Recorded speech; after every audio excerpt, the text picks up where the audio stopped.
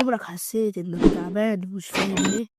مش مريض، مش مكتئب، مش فاشل، بس حاسس إن مخك تقيل وتركيزك قليل وطموحك مش زي الأول. خليني أقولك حاجة يمكن تصدمك شوية.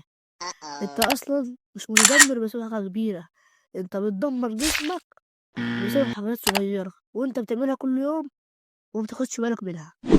فيلا بينا على أول حاجة. أول غلطة في حياتك انت بتعملها انك تصحى من النوم وتمسك الموبايل قبل ما تلحق. أول حاجة عينك بتشوفها ايه؟ الإشعارات، ريلز، اخبار، ناس بتضحك، ناس أغنى منك، ناس أحسن منك.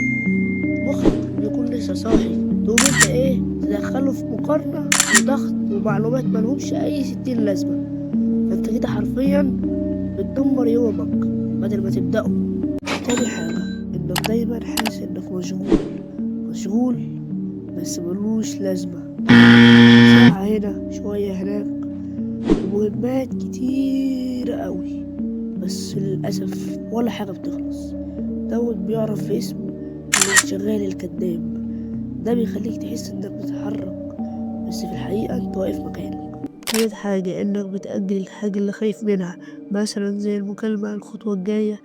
ومشكلة انك تروح تعمل اي حاجة تانية، تلعب لك لعبة، تتفرج على فيديو، تقعد تنام. دوت مش كسل، دوت لان مخك تعود انه يهرب من اي حاجة محتاجة مجهود. رابع حاجة انك بتستنى الدافع، مستني تبقى متحمس عشان تبدأ، بس محدش قالك ان الدافع بيجي بعد الحركة مش قبلها. انت قاعد مستني حاجة مش هتيجي ابدا.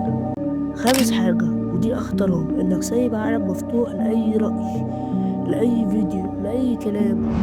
ما بتقفلش وما بتختارش لنفسك وبتسيب الناس تختار لك. فطبيعي تبقى تايه، لان سايق حياتك مش انت. المشكلة الحاجات دي مش بتوجع، مفيش ألم، مفيش إنذار، بس بعد سنة سنتين تلاقي نفسك بتسأل أنا ليه مش زي ما كنت فاكر. طيب والحل مش كورس ولا كتاب ولا حتى خطة معقدة. الحل إنك كل يوم تعمل حاجة واحدة بس غصب عنك. حاجات حاجة صغيرة واضحة مهمة، حتى لو مفيش مزاج، حتى لو وحشة، حتى لو 5 دقايق. ماشي؟ يعني مثلا تعمل حاجة واحدة من اللي احنا قلناها، مش ال5 حاجات في يوم واحد. لو حاسس ان النوع دوت من الفيديوهات مختلف، اعمل اشتراك عشان اللي جاي أعمق، وشارك الفيديو مع شخص حاسس انه تايه، يمكن تكون سبب انه يفوق. واحب اقولك سلام.